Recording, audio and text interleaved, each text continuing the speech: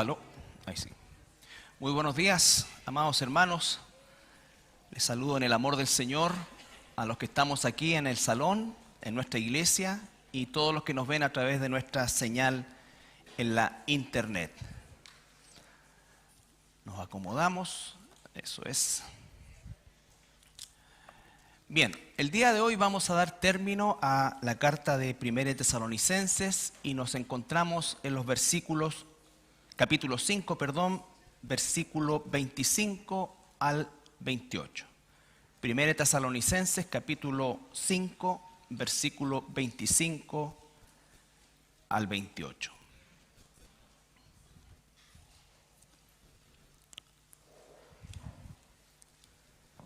Dice así la palabra del Señor.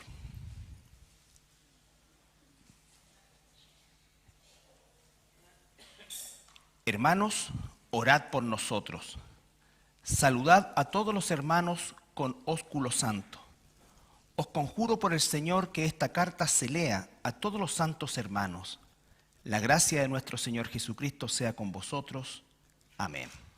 Padre, esta mañana venimos delante de ti a terminar el estudio de esta carta en la cual tú nos has enseñado, Padre, tantas cosas, tanto que tiene que ver con ese proceso de santificación que quieres hacer y estás haciendo en la vida de cada uno de nosotros como tus hijos, Señor. Gracias, Señor, por esta carta que escrita hace tantos siglos, Señor, sin embargo llega a nuestras manos porque tu palabra es viva y eficaz y es la misma ayer, hoy y siempre, Padre. Gracias, Padre amado, en el nombre de Jesús. Amén. Bueno, terminamos esta carta que comenzamos por allá por el mes de marzo de este año. Prácticamente todo el año estuvimos en ella, salvo algunas excepciones de sermones relacionados con algunas fechas especiales, como el Día del Padre, el Día de la Madre, en fin. Pero en general ha sido el estudio que hemos tenido durante todo el año. Y el apóstol Pablo la escribió, ¿no es cierto? Y si ustedes se recuerdan, comenzamos nosotros con un mapa, tiempo atrás, si me pueden poner el mapa, de esta iglesia en Tesalónica, y recordar un poco que esta iglesia, Pablo la funda en el segundo viaje misionero, y vemos, ¿no es cierto?, cómo él va partiendo y se va integrando, en este caso, Timoteo, en el viaje, y este segundo viaje lo hace Pablo y Silas. Si ustedes recuerdan que inicialmente el primer viaje lo realizó Pablo con Bernabé.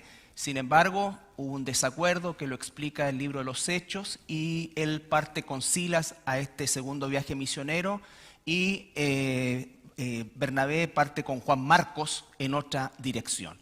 Entonces, esta experiencia es fundamental porque hasta ese entonces solamente el Evangelio había llegado a lo que se conocía como el Asia Menor o la provincia del Asia Menor, que los romanos así la llamaban, y que es lo que principalmente constituye hoy en día el país de Turquía, ¿ya?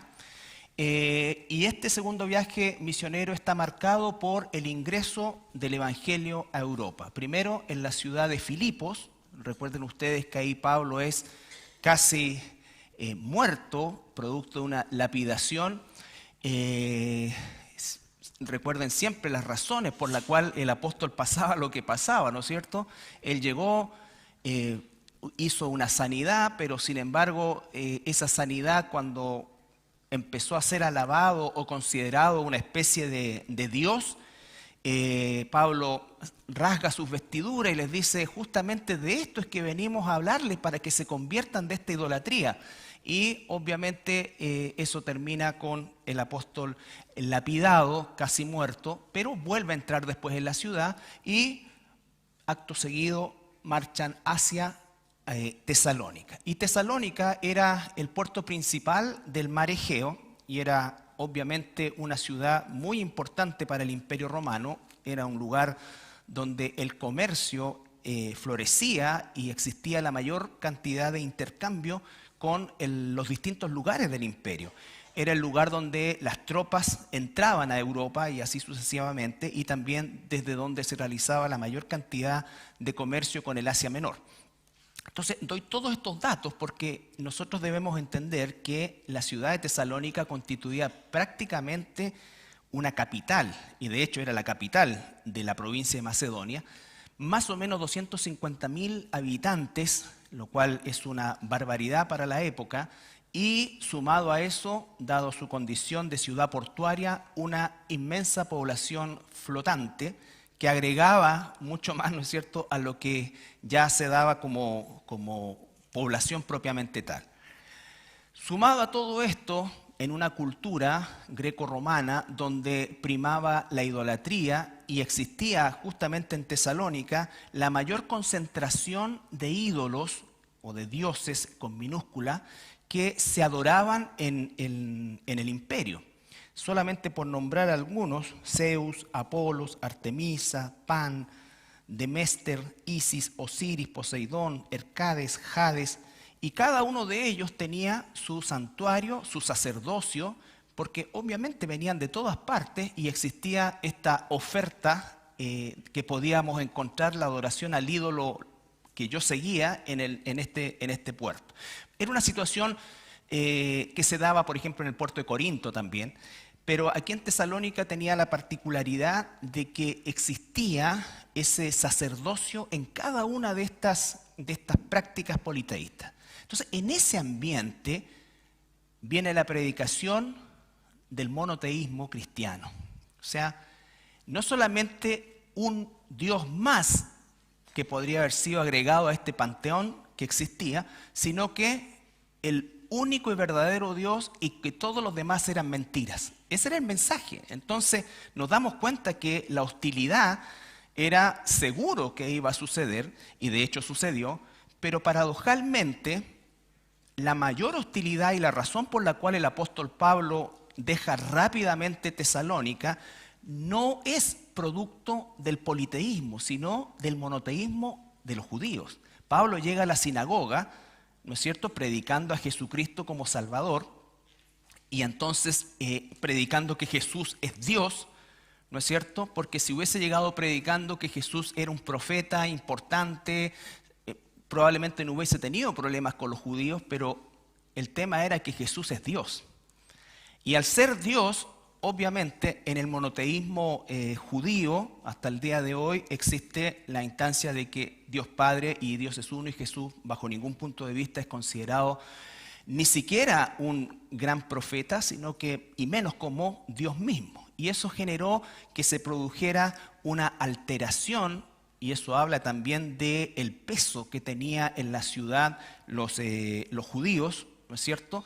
Y hace que finalmente Pablo tenga que escapar prácticamente de Tesalónica, y va yendo a Berea, Atenas, y llega finalmente a Corinto, que es desde donde escribe esta carta. Y dijimos que esa salida tan introspectiva del apóstol le generó un gran vacío, pero también una tremenda ansiedad, porque estuvo muy poco tiempo. Algunos hablan desde 1 mes hasta 6 meses. Fuese como fuese, no fue un tiempo largo, y por lo tanto quedaron muchas cosas, como decimos nosotros hoy día, en el tintero, y había también muchas dudas por parte de los hermanos en Tesalónica. Imagínense, Pablo se va, les deja, ellos se convierten, comienzan a congregarse como iglesia, pero están en medio de la cultura que hasta hace poco tiempo ellos también eran parte. Entonces, por eso es que surge esta carta. Esta carta surge para afirmar, en primer lugar, la fe de los hermanos y, sobre todo, ¿no es cierto?, afirmar el corazón de Pablo por ellos, y lo podemos ver en el primer capítulo de Tesalonicenses, primer capítulo 1, versículo 2 en adelante. Esta carta fue escrita con varios propósitos, estamos resumiendo algunos. 1:2 dice: damos gracias a Dios por todo, damos siempre gracias a Dios por todos vosotros, haciendo memoria de vosotros en nuestras oraciones, la intercesión potente del apóstol y de los que estaban con él, acordándonos sin cesar delante del Dios y Padre nuestro de la obra de vuestra fe, del trabajo de vuestro amor y de vuestra, fíjese en la palabra, constancia en la esperanza en nuestro Señor Jesucristo. Realmente había una obra preciosa, fruto importante en la vida de estos hermanos, Porque conocemos, hermanos amados de Dios, vuestra elección, pues nuestro evangelio no llegó a vosotros en palabras solamente, sino también en poder, en el Espíritu Santo y en plena certidumbre, como sabéis cuáles fuimos entre vosotros por amor a vosotros. Y vosotros vinisteis a ser imitadores de nosotros y del Señor, recibiendo la palabra en medio de gran tribulación, con gozo del Espíritu Santo. De tal manera que habéis sido ejemplo a todos los de Macedonia y de Acaya que han creído. Entonces, porque partiendo de vosotros ha sido divulgada la palabra del Señor, no solo en Macedonia y Acaya, sino que también en todo lugar vuestra fe en Dios se ha extendido, de modo que nosotros no tenemos necesidad de hablar nada. Entonces estamos hablando de una iglesia muy jovencita, muy nuevita, pero que estaba ya dando evidencia y fruto de que verdaderamente había conversión en estos hermanos. Y eso es lo que en definitiva a nosotros nos debe siempre animar, ¿no es cierto?, al hecho de que cuando estamos hablando con hermanos nuevos, no tengamos temor de hablar acerca de la doctrina de Cristo, de la doctrina de la salvación. Incluso vemos nosotros que Pablo toca la doctrina del arrebatamiento, de la segunda venida de Jesucristo. Entonces, cosas que parecieran para nosotros doctrinas avanzadas, eran doctrina de primera mano para estos hermanos, ¿no es cierto? Entonces, el primer propósito era afirmarlos en cuanto a que Pablo seguía pendiente de ellos a pesar de estar lejos, a pesar de haber salido de la forma que salió. El segundo propósito, por supuesto, que es animarlos al proceso de santificación. En capítulo 4, versículo 1 al 3.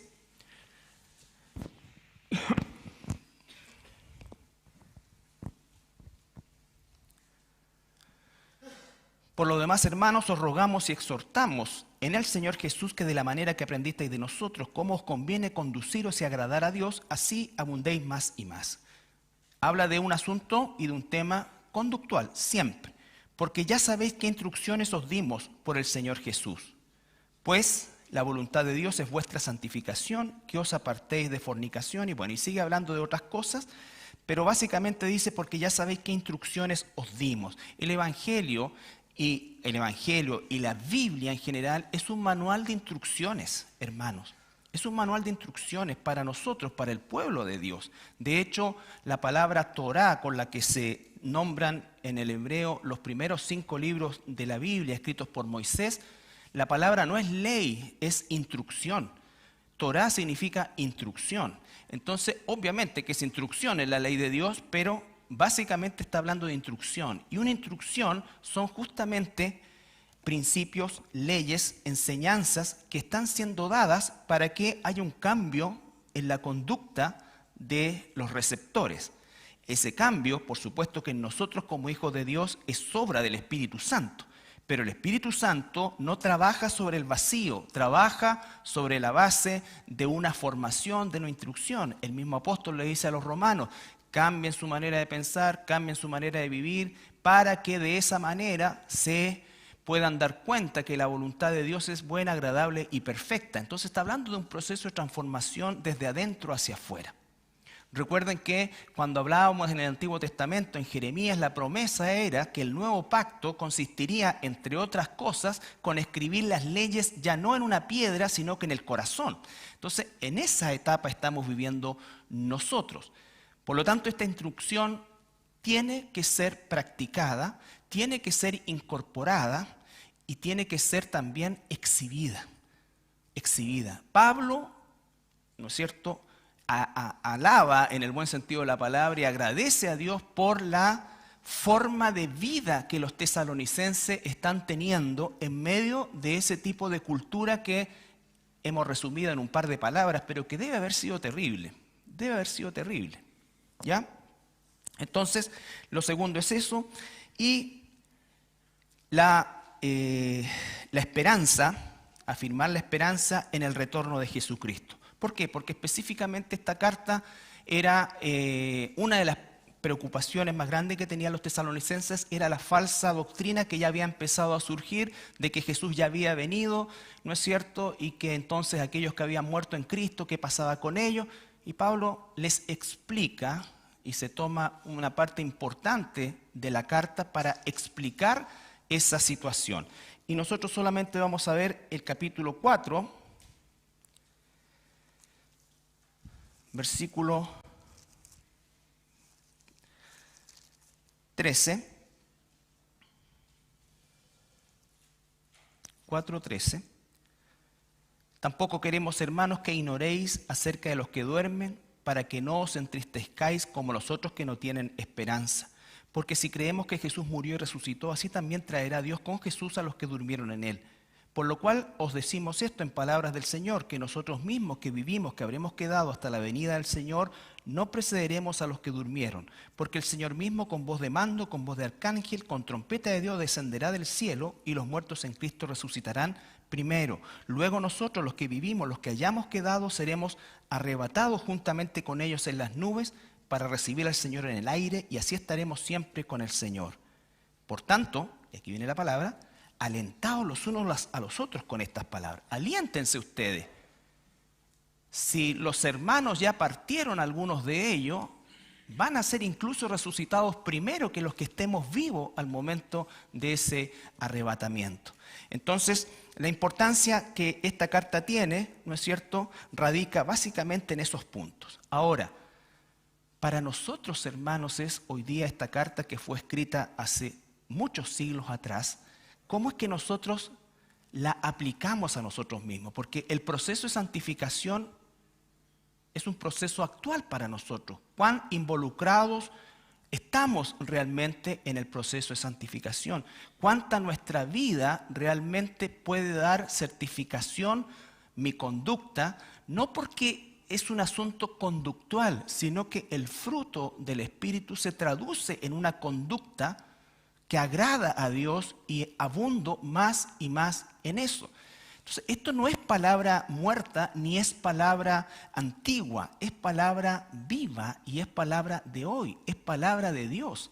Entonces, nosotros no estamos escuchando una historia, estamos escuchando las instrucciones de Dios insertas en una historia determinada, pero que esas instrucciones van, ¿no es cierto?, avanzando en el tiempo sin variación, independiente de las circunstancias que nos encontremos nosotros siglos después.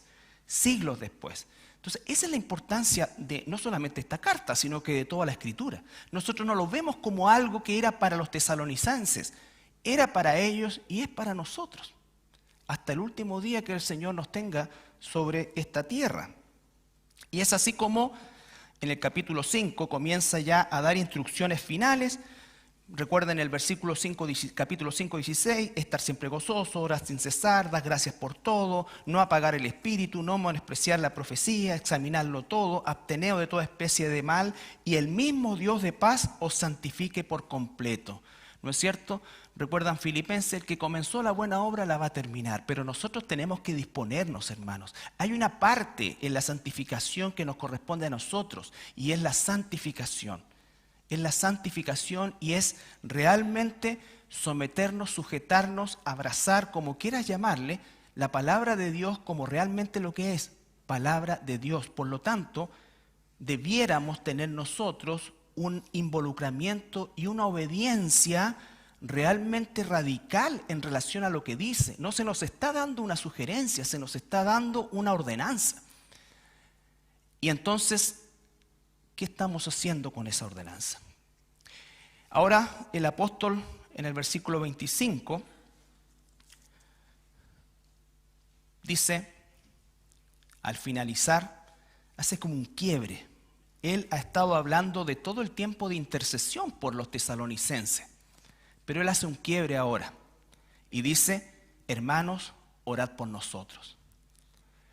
Y esto es sumamente importante porque aquellos que tenemos la responsabilidad de pastorear, dirigir, enseñar, en las áreas que sean, niños, lo que sea, tenemos una responsabilidad y no estamos bajo ningún punto de vista exento de los pecados que nos pueden acechar, de la debilidad que tenemos, ¿no es cierto?, y de la necesidad que tenemos de que el pueblo de Dios ore por nosotros.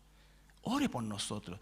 El error más grande que puede pensar un cristiano es que su pastor o su maestro o su ministro o como su líder de ministerio es una persona que de alguna manera es mejor, más poderoso, o que le pasan menos cosas, o que tiene mayores herramientas para en un momento determinado frenar una instancia pecaminosa.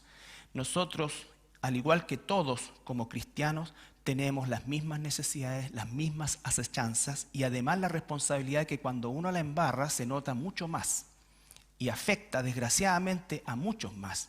Entonces, yo le doy gracias al Señor porque sé que hay hermanos, hermanas que oran permanentemente por nosotros y necesitamos de esa oración. El apóstol dice, oren por nosotros. ¿Quién podría decir, pero bueno, el apóstol Pablo es un hombre, pero oren por nosotros porque esa debilidad se manifiesta en nuestra vida también de distintas formas, Entonces, parte del ministerio de la iglesia es orar unos por otros y orar también por aquellos que están puestos por Dios soberanamente y sin ningún mérito para cumplir una misión que desde mi punto de vista y con los años que tengo es la más seria que pudiera tener un ser humano. No me importa lo que piense el mundo afuera y que piensen que un candidato, un diputado, un presidente, no. Lo más importante es el pueblo de Dios porque es lo que prevalecerá por la eternidad. Y nosotros somos responsables de alimentarlo, de guiarlo. Nuestras decisiones son e implican el rumbo de la iglesia, implican el alimento espiritual. Espantoso será cuando alguien que ha envenenado al rebaño y lo ha alimentado con basura tenga que enfrentar a Dios. Eso, hermanos, es algo que realmente, como diría yo, no se lo doy a nadie, porque esa es el estrés que permanentemente se vive. ¿Hemos cometido errores? Claro que sí. ¿Seguimos cometiendo errores? Sí, pero tenemos que luchar contra eso. Nuestros errores, nuestros pecados influyen, desgraciadamente, uno no lo quisiera, hermanos, no lo quisiera y se los digo desde el fondo de mi corazón y de la superficie también, no lo quisiera y realmente no sabemos a veces lo que un gesto puede causar en otros.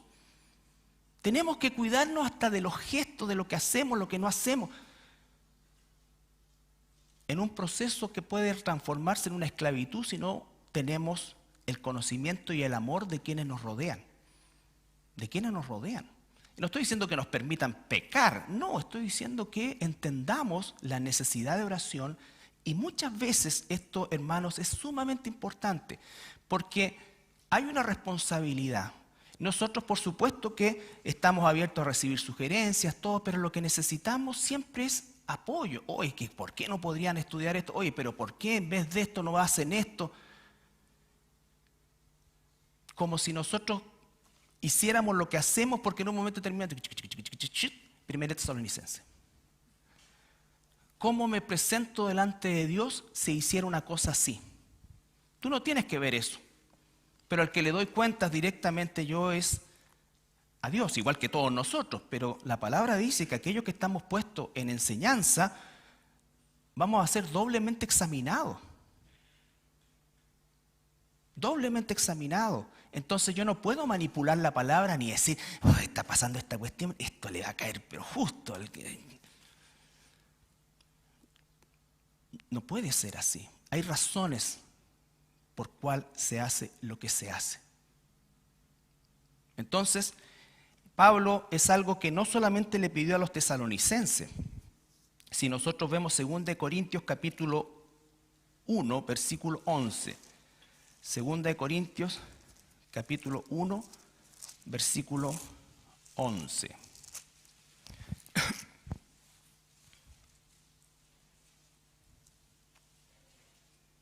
Segunda de Corintios 1, 11.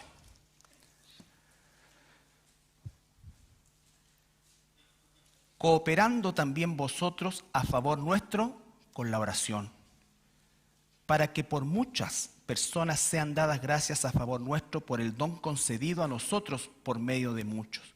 ¿Cómo es que apoyamos el desarrollo de un don espiritual, en este caso de la enseñanza? Con la oración.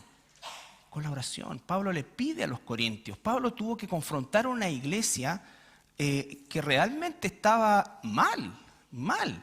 Y entonces les pide a ellos también oración y pide a sus hermanos oración, porque no es fácil confrontar el pecado, no es fácil tampoco para ninguno de nosotros. Realmente, en el caso de Pablo, como dice él, yo vine a ustedes, le dice a los corintios, sin ningún otro argumento más que la palabra de Dios. Los voy a corregir con la palabra de Dios. Eso es lo que va a hacer el apóstol. En Colosenses, capítulo 4,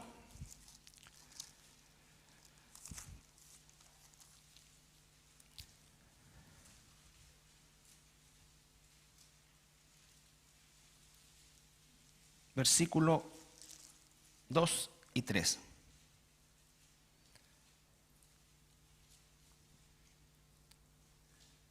Perseverad en la oración, velando en ella con acción de gracias, orando también al mismo tiempo por nosotros, para que el Señor nos abra puertas, a fin de dar a conocer el misterio de Cristo, por el cual también estoy preso. Entonces, oren por nosotros, para que el Señor abra puertas, ¿no es cierto? Entonces, la oración, Pablo, y si examináramos el resto de las cartas, vamos a encontrar en todas ellas que Pablo está pidiendo oración por él y por los que estaban con él, por aquellos que tenían la responsabilidad.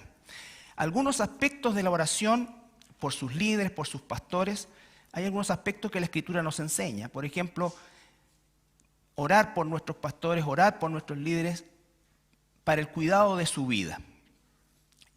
¿Por qué? Porque vivimos insertos en la misma sociedad que estamos todos, ¿no es cierto? Y ciertamente la idea es siempre que nosotros podamos ser protegidos, todos nosotros, pero con mayor razón aquellos que tenemos responsabilidad.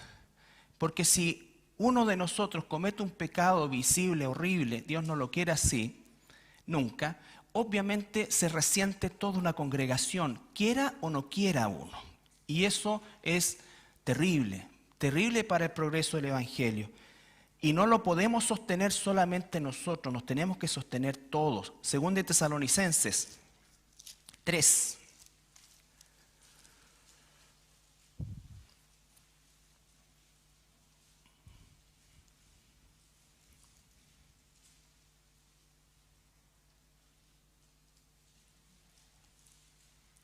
Pablo le está pidiendo a esta misma iglesia en su segunda carta, según de Tesalonicenses 3, 1 y 2.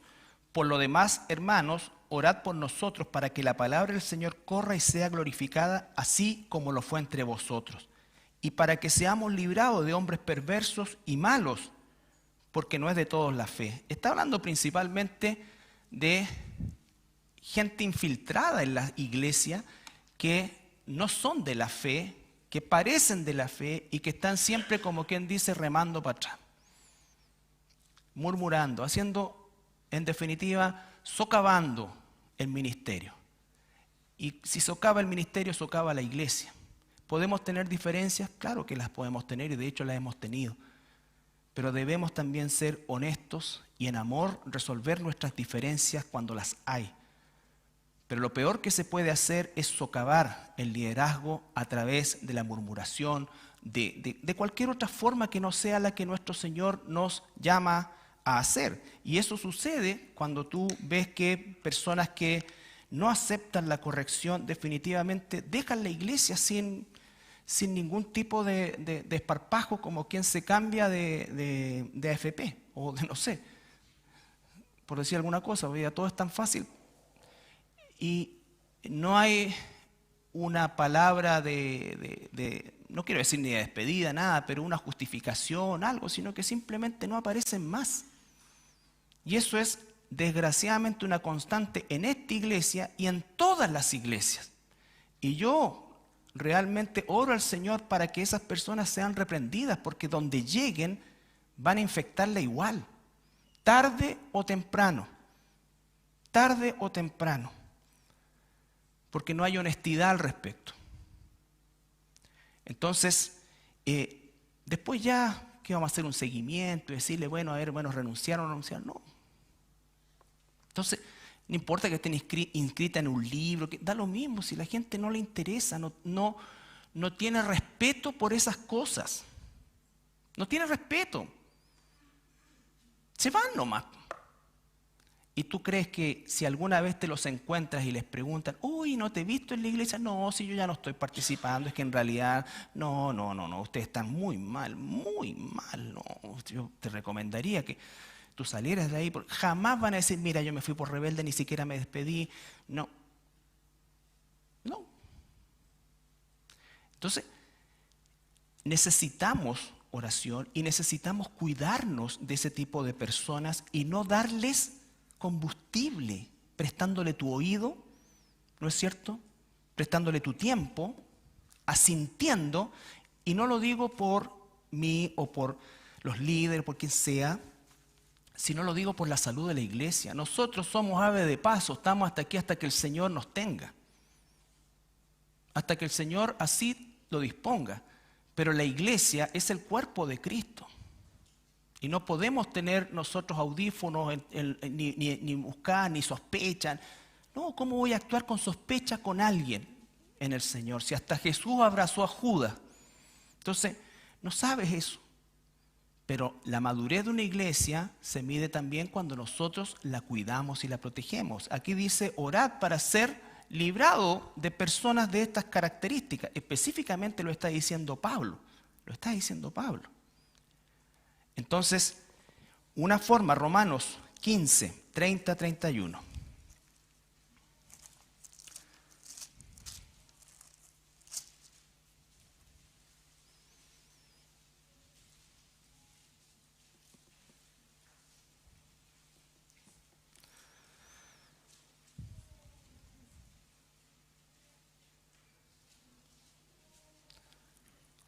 Romanos 15, 30, 31. Aquí Pablo está hablando acerca de llevar la ofrenda a Jerusalén, a los santos de Jerusalén que estaban pasando por una aflicción material muy grande, y él sabe que va a llegar a Jerusalén y se va a encontrar con sus antiguos paisanos, que no le van a hacer la vida fácil.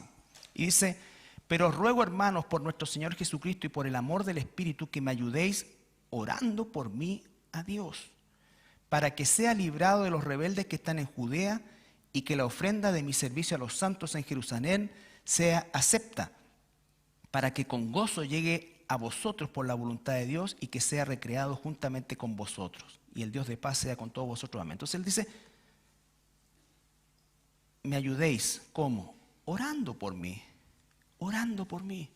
La oración del pueblo por lo que hacemos cuando pedimos oración, por ejemplo, por Ovalle, cuando pedimos oración por cualquier situación. No sabemos con qué nos vamos a encontrar.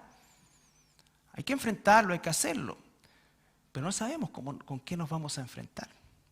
Entonces, debemos orar por nuestros líderes, por nuestros pastores, pidiendo en primer lugar que Dios les proteja y que haga su voluntad en ellos, la que sea, pero que haga su voluntad en ellos.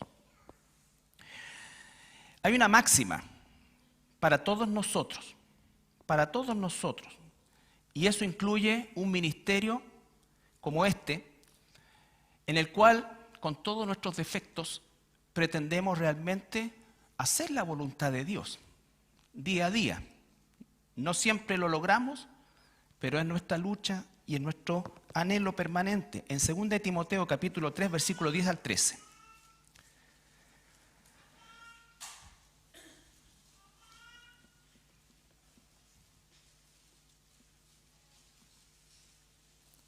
Pablo está apretándole las clavijas a Timoteo, que como dijimos, se estaba como medio acobardando del ministerio.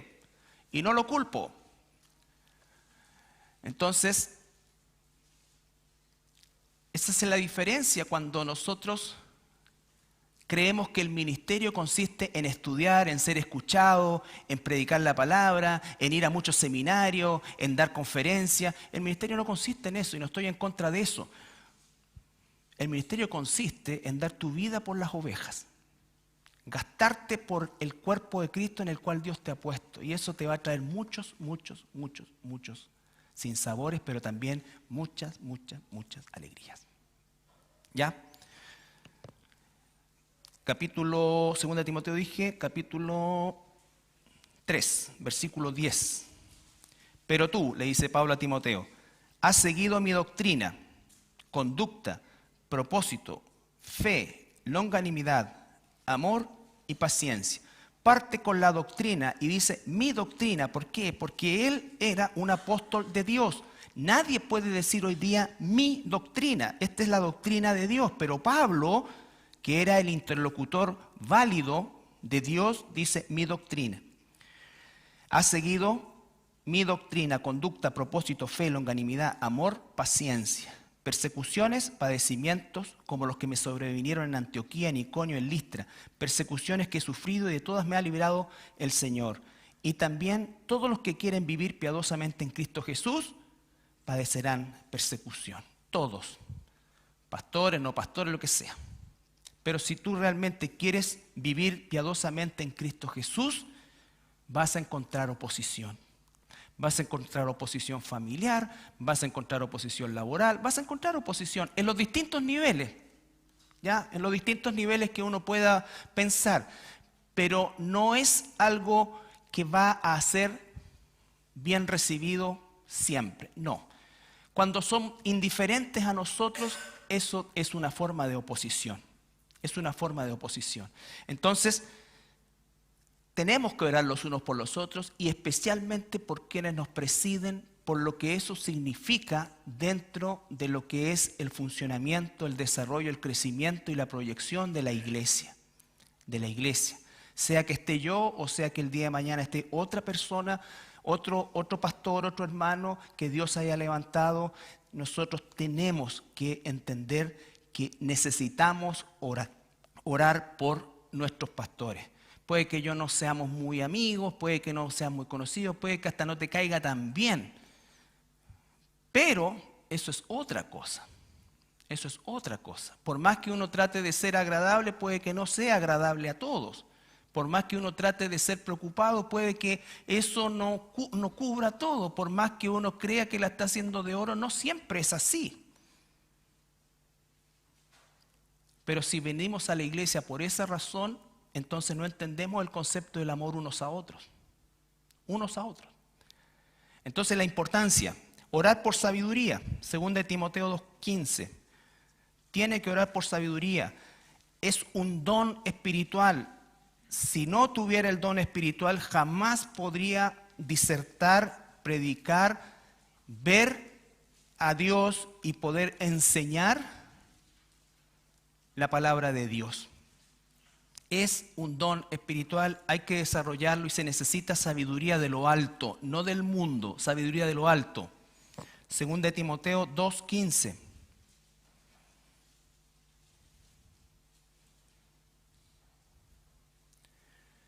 Procura con diligencia presentarte a Dios aprobado como obrero que no tiene de qué avergonzarse, que usa bien la palabra de verdad. Que usa bien la palabra de verdad. Primero uno se tiene que presentar ante Dios como un obrero aprobado, que estamos usando bien la palabra de verdad porque vamos a alimentar el rebaño que Cristo ganó con su sangre. Cristo ganó mi salvación y tu salvación con su sangre. Le pertenecemos a Él. Él pagó un precio indescriptible por cada una de sus ovejas. Por lo tanto, a lo que nos ha puesto para alimentar el rebaño, nunca debemos de perder de vista eso. Nunca. Son las ovejas de Dios, no son nuestras ovejas. No son nuestras ovejas. A veces cuando dice, la iglesia del pastor Carlos, no es mi iglesia, es la iglesia que el Señor soberanamente me ha puesto a pastorear. Es mi iglesia desde el punto de vista de que soy parte del cuerpo de Cristo, pero no es mi iglesia en un sentido de propiedad o de definición. Y eso es algo que también tenemos que recordarnos. Primera de Pedro capítulo 5. Primera de Pedro capítulo 5. Versículo 1 al 4.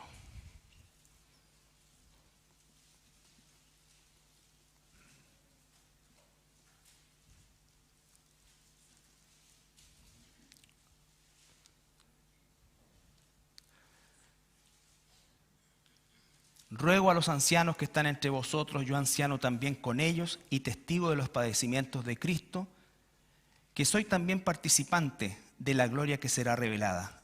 Apacentad la grey de Dios, alimentad la grey de Dios. Eso significa apacentar, que está entre vosotros cuidando de ella, no por fuerza, sino voluntariamente, no por ganancia deshonesta, sino con ánimo pronto. No como teniendo señorío sobre los que están a vuestro cuidado, sino siendo ejemplo de la grey. Nunca, ni ganancia deshonesta, ni pensar señorío. ¿Qué va a pasar con todos aquellos que han usado la iglesia para ganancias deshonestas? Que han usado la iglesia para servirse de ella y no servirles a ellos. Bueno, tendrán que encontrar con la cara de Dios. Y cuando aparezca el príncipe de los pastores, vosotros recibiréis la corona incorruptible de gloria. Entonces, apacentad la grey de Dios. Grey de Dios. Grey de Dios. Nosotros somos puestos para alimentar la grey de Dios en este proceso de la salvación, ¿no es cierto?, a la gloria, a la glorificación. Y en ese intertanto estamos todos trabajando. Por eso es que dice la Escritura, oren por sus pastores. Pablo dice, oren por mí. Efesios capítulo 6.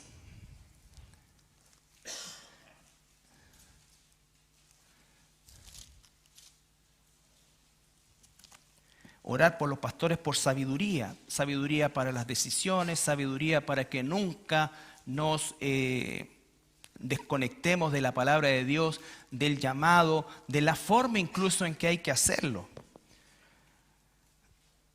Efesios capítulo 6, versículo 18 al 19. Después de hablar acerca de la armadura de Dios, Pablo dice, orando en todo tiempo, con oración y súplica en el Espíritu y velando en ello con toda perseverancia y súplica por todos los santos y por mí, a fin de que al abrir mi boca me sea dada palabra para dar a conocer con denuedo el misterio del Evangelio, por el cual soy embajador en cadenas, que con denuedo hable de él como debo hablar. Esta palabra dice a mí, versículo 19, a fin de que al abrir mi boca, que al abrir mi boca en una consejería, que al abrir mi boca en una enseñanza, que al abrir mi boca en lo que sea que involucre el rebaño de Dios, realmente sea palabra de Dios. Palabra de Dios. Entonces, uno aprende desgraciadamente, o por la gracia de Dios, aprende con los grandes errores que uno ha cometido. Si usted alguna vez recibió consejería hace muchos años atrás de parte de nosotros, con hermanos y hermanas de tan buena voluntad y corazón, se dará cuenta que era distinto a lo que es la consejería hoy. La consejería hoy es con el mismo corazón, con el mismo deseo de ayudar, pero con la palabra en la mano. Y si la persona no está dispuesta a sujetarse a la palabra, les digo, no hay nada que hacer y no pida ahora. No pida ahora. Porque si no es el deseo realmente sujetarse a la palabra de Dios para salir del pecado en que se encuentre, para poder restaurar una vida, no hay razón de ser. No hay razón de ser porque nosotros podemos tener una reunión de contención, está bien todo, pero después cuando empieza la cosa. Para todos, eso es para mí y para todos nosotros, hermanos. Para todos nosotros. Nosotros no somos personas que están buscando, ¿no es cierto?, la salud mental de las personas, sino que la salud espiritual. Si realmente el Espíritu Santo mora en él o en ella y está dispuesto o dispuesta a sujetarse a la palabra de Dios con todo corazón y con toda fe y esperanza, les aseguro que su salud mental se va a mejorar. Les aseguro. Y se van a ahorrar mucha plata que podrían ofrendarla a la iglesia. Si es del mundo, bueno, necesita eso. ¿Qué más? Su chochito, su terapia, todo, está bien, es del mundo. Pero un hijo, una hija de Dios, ¿cómo? ¿Cómo? ¿Puedo caer en depresión? De hecho, sí. Pero ¿cómo salgo de ahí? ¿Cómo salgo de ahí? No que no tengamos momentos difíciles, momentos de bajón, depresión, desánimo y todo lo que eso implica. Pero mi salud espiritual es la que va a determinar también mi salud mental. Mental. Pero no podemos partir arreglando la mente de las personas. Tenemos que ajustar lo espiritual. Que Dios nos dé sabiduría para abrir la boca. Para que lo que digamos sea de edificación, con amor, con respeto, pero tiene que ser la palabra de Dios, no otra cosa. Si yo soy rebelde, la palabra me lo va a decir. Si yo no he perdonado, la palabra me lo va a decir. Si yo estoy robando, la palabra me lo va a decir. Me lo va a decir y me lo va a decir, y entonces ¿qué voy a hacer yo con eso? Porque muchas veces lo que esperamos es comprensión, y humanamente, por supuesto que te puedo comprender, porque estoy en la misma situación tuya, pero espiritualmente entonces, ¿para qué sirve el poder de Dios? ¿Para qué sirve el poder de Dios? El poder de Dios para vivir y hacer su voluntad, es para eso que nos lo ha dado. Volvamos a 1 Tesalonicenses, a la última porción. Me salió como todo, amigo. A la última. Bien, Pablo dice entonces: hermanos, orad por nosotros. Yo espero en el Señor que usted ore por sus pastores, así como los pastores oramos por ustedes, y debe ser siempre, siempre un proceso mutuo. Mutuo. ¿Ya? Y cuando diga, mira, voy a orar por ti, anótelo, hágalo. No le diga a las personas, mira, no, estoy orando por ti. Mentira. No mienta. Si realmente va a orar, diga sí. Si no va a orar porque no tiene tiempo, porque no, por cualquier razón, estoy orando por ti. Entonces, y no es que tengamos que rendir una cuenta, sino que es Dios quien nos ve. O sea, a mí me da vergüenza pensar que le he dicho a personas que voy a orar por ellos y no he orado. Y no he orado. Y después no me acuerdo ni de la petición de oración. Entonces tenemos que ser también conscientes de eso. Versículo 26, 5:26. Entonces, claro, hermanos, orad por nosotros, dice el apóstol. 26, saludad a todos los hermanos con un ósculo santo. Bueno, el ósculo santo obviamente es un beso, y era muy común en la cultura de la época, y es muy común hoy día también en nuestra cultura, y esto lo importamos nosotros desde el fútbol argentino, ¿no es cierto? Que ahí se besuquean los que entran, los que salen, y entonces aquí también la agarraron, y bueno, uno a lo más besa a sus hijos o a un hermano muy íntimo.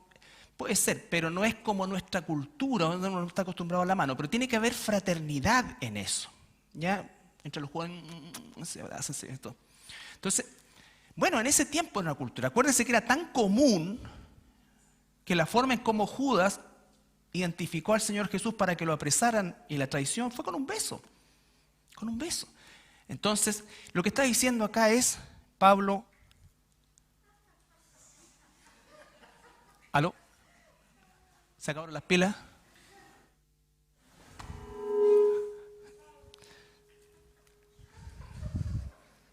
Santo. ¿Sí? ¿Ali? Ya. Entonces, con un beso santo significaba eso. Y la palabra era santo, ¿no es cierto? Porque en el fondo implica algo limpio, ¿no es cierto? No me estoy acercando a una hermana y la abrazo y le doy un beso, ¿no es cierto? Buscando otra cosa.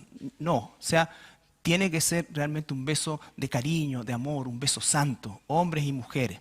Pero si usted no es de los que hace eso, no importa, pero exprese su gratitud de alguna manera. No como Lucho Jaime, que me ha roto 2 vértebras con el abrazo que me da, ¿no es cierto? Pero expresa su amor así, solo que voy a tener una mano de plástico así. Pero exprese su amor, exprese su su cariño de alguna manera. Es cierto, hay algunos que no somos, a lo mejor no son tan expresivos, todo, pero que exprese cariño, eso es lo que está diciendo. Y el amor fraternal entre nosotros también se debe notar. Romanos 12. Romanos 12.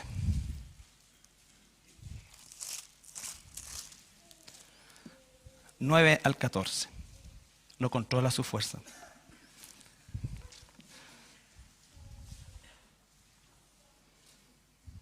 (9 al 14). Esto es entre nosotros como hermanos. El amor sea sin fingimiento. ¡Hola! Estás regia. Mentira. No diga mentira. Miércale. Te queda estupendo y después resulta que le pregunta a otro y dice, ¡uy, se te ve re mal! Pero, ¿quién dijo la verdad? O sea, no nos gusta eso, entonces ¿para qué pregunta? No, sabes que se te ve horrible. En 2 palabras, horrible. ¿Para qué pregunta? Entonces, sin fingimiento. Aborrecer lo malo, seguir lo bueno. Amaos los unos a los otros con amor fraternal. Pero lo primero es que sea sin fingimiento. Amaos los unos a los otros con amor fraternal, en cuanto a honra, prefiriéndoos los unos a los otros, en lo que requiere diligencia, no perezosos. Fíjese en lo que se traduce amor, los unos por los otros. En cuanto en lo que requiere diligencia, no perezosos. No, mira, si el lunes voy a dejártelo. Ferviente en el espíritu, sirviendo al Señor, gozados en la esperanza, sufridos en la tribulación, constantes en la oración, compartiendo para las necesidades de los santos, practicando la hospitalidad. ¿No es cierto? Después dice, bendecid a los que bendicen. Y dice, hasta donde dependa de ustedes, estén en paz con todos, hasta donde dependa de nosotros. Entonces, está hablando de que el amor fraternal tiene que ser sin fingimiento. Pablo dice, quiero que los saluden a todos de parte mía con un beso santo. Realmente una expresión de cariño. Y a mí me da la impresión que Pablo no era como tan cariñoso, ¿ya? No era como un Bernabé a lo mejor, pero él expresa de alguna manera su amor, su gratitud, su cariño a estos hermanos. ¿Por qué? Porque pasamos mucho tiempo juntos, años, y tenemos que no solamente hablarnos verdad entre uno y nosotros, sino que amarnos sin fingimiento. Sin fingimiento, realmente sabiendo que somos distintos, que somos diferentes, pero somos hijos del mismo Padre, vamos al mismo lugar y estamos en el mismo proceso de santificación. ¿Ya? También dice Hebreos 13, 1.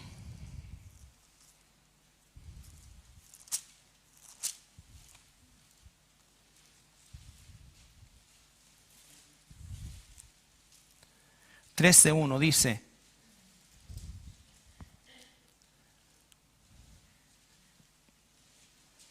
permanezca el amor fraternal. Permanezca el amor fraternal. Y seguramente ustedes saben y se saben muchos otros versículos donde aparece el concepto del amor fraternal. ¿Por qué? Porque hay una cosa que de todo esto se traduce en una cosa que se llama unidad en la iglesia. La unidad. Estamos en un mismo sentir, ¿no es cierto? Nos amamos como hermanos, nos respetamos, nos cuidamos, y cuando nos cuidamos estamos cuidando la iglesia, el cuerpo de Cristo. Oramos por nuestros pastores, por nuestros líderes. No estamos siempre de alguna manera, oye, este año vamos a hacer esto. Sí, pero podríamos hacer esto otro. Si usted tiene sugerencias, si tiene cosas que decir, vaya directamente a las personas encargadas, se los digo de todo corazón, porque cuando lo decimos en un espacio público, entonces siempre queda como dando vuelta a eso. No se trata de no recibir, por supuesto que debemos estar abiertos a las sugerencias y todo, y siempre con el deseo de querer hacer algo mejor, y está bien, ¿no es cierto? Pero no apoyamos el proceso si nosotros lo hacemos siempre de manera pública. Porque si no, el otro también va a tener derecho, o sea, yo quiero que veamos esto, yo quiero que veamos esto otro, yo quiero que veamos esto otro.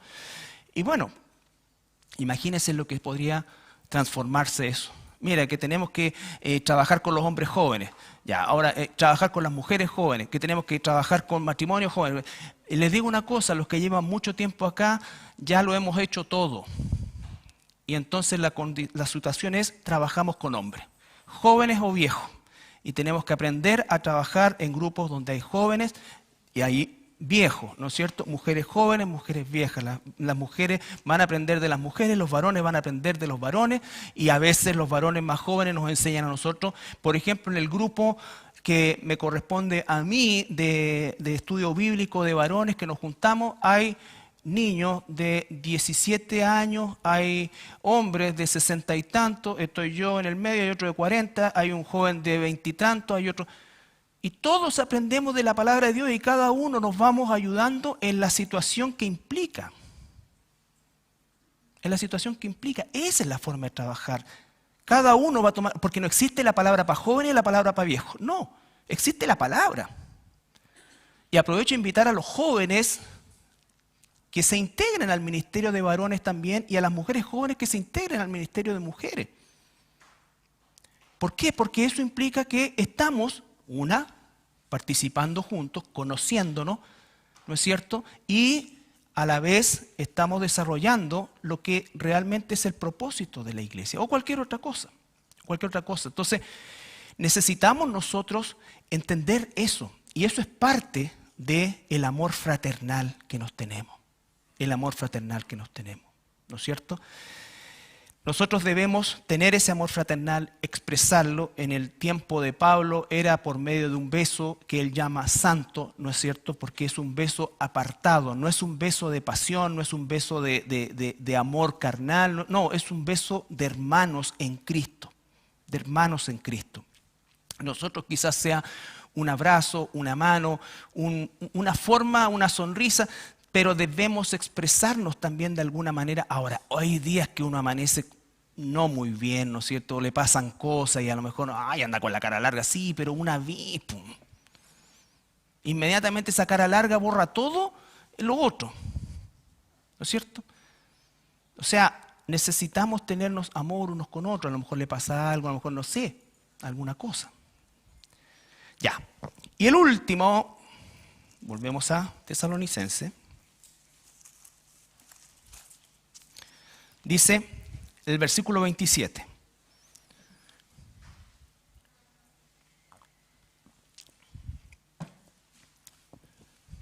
«25, hermanos, orad por nosotros».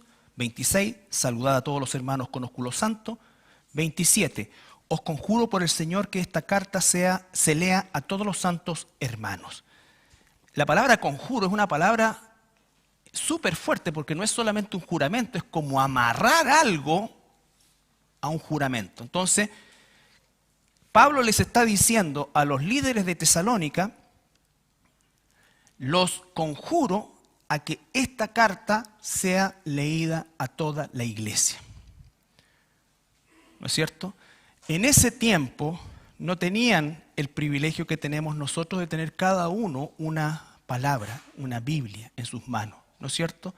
Era una sola copia y se leía en la iglesia. Y se analizaba esa carta durante bastante tiempo hasta que llegara otra carta. No es que, mira, Pablo escribió esto, no.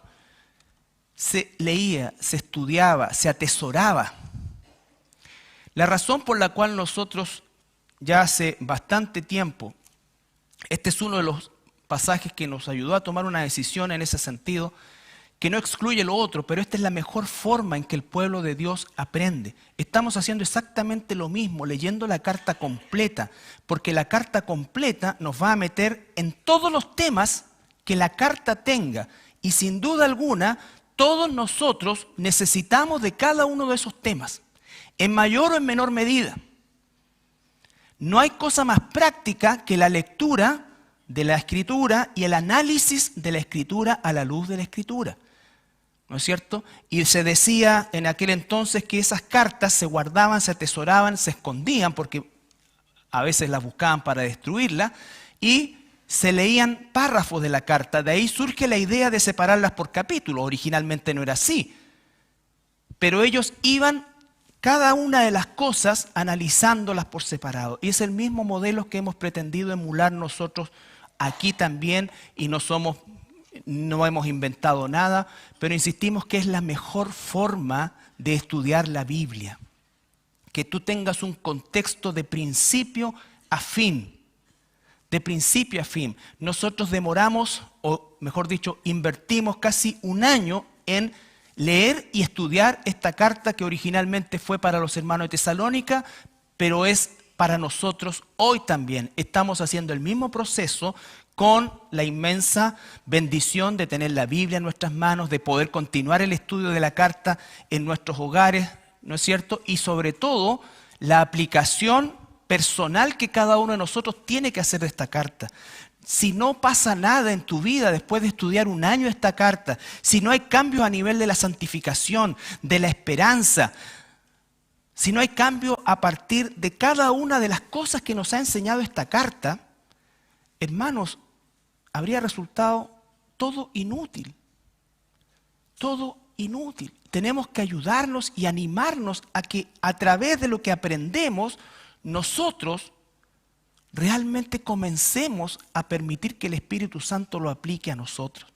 Esa es la razón de estudiar la Escritura. La razón de estudiar la Escritura no es información, la necesitamos. La razón de la lectura de la Escritura y del estudio de la Escritura es transformación. Si no hay transformación, se pierde totalmente el sentido de la Escritura y hasta se vuelve peligroso. Porque confío en lo que sé y no en lo que he sido transformado. No si yo lo sé, no si ya lo vimos, no si ya lo leí. Y hay que leerlo una y otra. Probablemente esta sea la segunda vez o la tercera en todo este tiempo que estudiamos la carta de los tesalonicenses, y los apuntes antiguos prácticamente son distintos a los apuntes actuales. Hay una columna vertebral, por supuesto, eso, y no es que la palabra haya cambiado, porque la palabra no cambia, pero ¿sabes lo que es?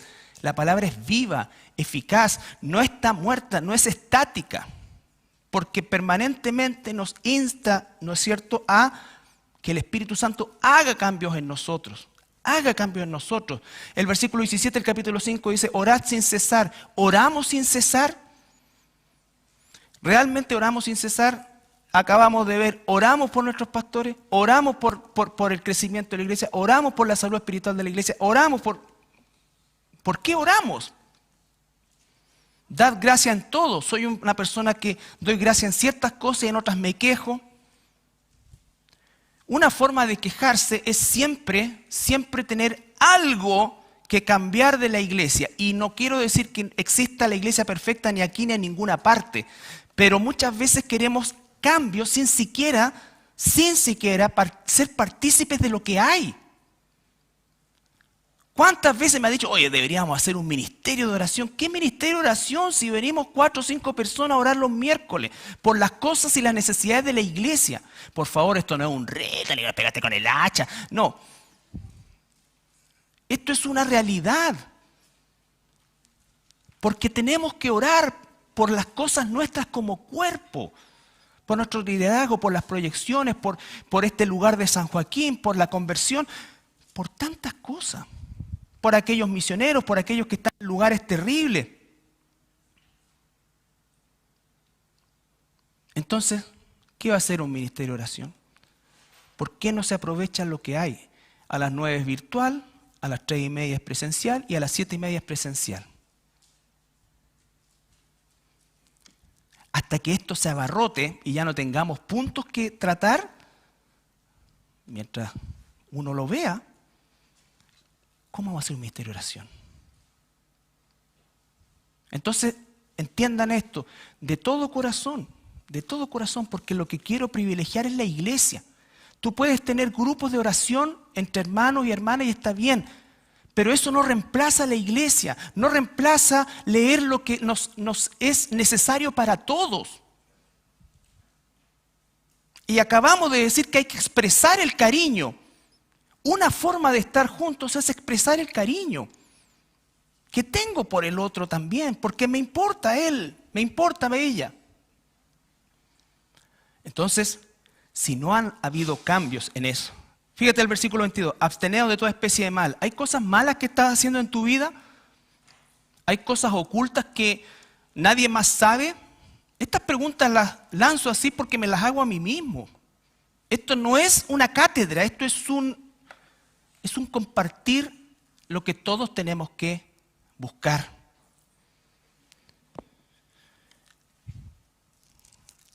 Finalmente dice, la gracia de nuestro Señor Jesucristo sea con vosotros. Amén. Todo es gracia. Todo, de principio a fin. Por la gracia de Dios, dice Pablo, soy lo que soy. Pero no se olviden nunca el párrafo siguiente. Su gracia no ha sido en vano. Que la gracia de Dios no sea en vano en nosotros. Antes, dice, he trabajado más que todos. Y vuelvo a reiterar, pero no yo. La gracia de Dios en mí. ¿Cómo? Pero si lo está diciendo a ti. Tú, pero sí, es la gracia de Dios en mí. Uno nunca, jamás se debe llevar el crédito de nada. Debemos animarnos, apoyarnos, hasta felicitarnos en algún momento, pero nunca llevarnos el mérito y la gloria. Porque todo es de Dios, es por gracia, es de Él, por Él y para Él. Y por la gracia de Dios estamos todavía acá. Por la gracia de Dios Él nos ha sostenido. Su gracia se renueva, dice, todos los días. Y bendito sea el Señor que es así, porque si no fuera así, estaríamos todos ya destruidos. ¿Ya? Que el Señor entonces nos ayude a escudriñar aún más profunda y personalmente esta carta. Y ya a partir de la próxima semana comenzamos a tener algunas prédicas relacionadas con la Navidad. Con la Navidad. ¿Ya? Ya, y si alguno va a decir que el 25 de diciembre no es, que era el Dios Sol y toda esa cuestión que todos los años... Sí lo sé, Jesús nació en septiembre, lo voy a enseñar si Dios quiere y nos da vida. ¿Cuáles son los verdaderos cálculos? Sí, Jesús nació en septiembre. Pero nosotros no estamos llamados ni siquiera a alabar el día que nació. Es el día que murió. Usamos esto porque nosotros todos los días recordamos lo que Jesús hizo por nosotros. Pero tomamos algo en función de enfatizarlo a lo menos una vez al año. Y así que no me manden, no, y veré que el 25 de diciembre me mandan así una cuestión, el Dios Sol y Constantino, que sí lo sí. Ora sin cesar, mejor será. Ora sin cesar. Si no estamos haciendo acá, no vamos a hacer ninguna cosa. No es ni la misa del gallo, como alguien me dijo la otra vez. Ay, no es misa del gallo. No. Y por si acaso la misa del gallo no era que cantara el gallo. Esa cosa venía de que los romanos tenían los tiempos marcados y le llamaban a la trompeta que se tocaba cada cierto tiempo para los cambios de guardia, se llamaba el gallo. ¿Ya? Así que no era un gallo, no, era un trompetazo que se llamaba la hora del gallo. ¿Ya? Apuesto que ni sabían eso. Sí, entonces antes de mandar la cuestión del 25 de diciembre, el Dios Sol. Bueno, los que no quieren celebrarlo tienen toda la libertad del mundo. Y el que lo quiere hacer, hágalo. Hágalo con prudencia y nunca olvidando el propósito de lo que recordamos, a lo menos delante de los del mundo. ¿Ya? Nos ponemos de pie para orar. Padre, te damos gracias en esta hora por tu palabra. Te damos gracias, Señor, por la bendición de poder tenerla en nuestras manos. Pero también nos asalta la responsabilidad, Señor. Tu palabra dice que al que más se le da, más se le pedirá, Padre. Y estamos en esa condición, Señor. Por eso te pido, Señor, que no veamos de forma laxa lo que tú nos enseñas y lo que tú demandas de nosotros, Señor, porque no nos estás sugiriendo cosas, Padre. En realidad no sé de dónde viene el hecho de que tu palabra es una especie de sugerencia que podemos tomar o no. Señor, como hijos obedientes, sometámonos a ella, Señor, y en amor como cuerpo, como hermanos, Señor, que nos ayudemos unos a otros. En amor, Padre, como dice tu palabra en Efesios, a seguir creciendo juntos para no ser engañados por vientos de doctrina, Padre. Gracias por esta carta hermosa. Hermosa porque viene de ti, Señor, con todo lo que significa y con todo lo que padecieron las personas y hermanos nuestros que están descritos en esa carta. Te damos gracias, Señor, porque tu palabra dice que todo lo que se escribió antes fue escrito para nuestro ejemplo, Padre, y tomamos ejemplo de eso. Bendice a mis hermanos, a sus familias, Señor, a los que nos ven, y te damos las gracias por todo en el nombre de Jesús. Amén.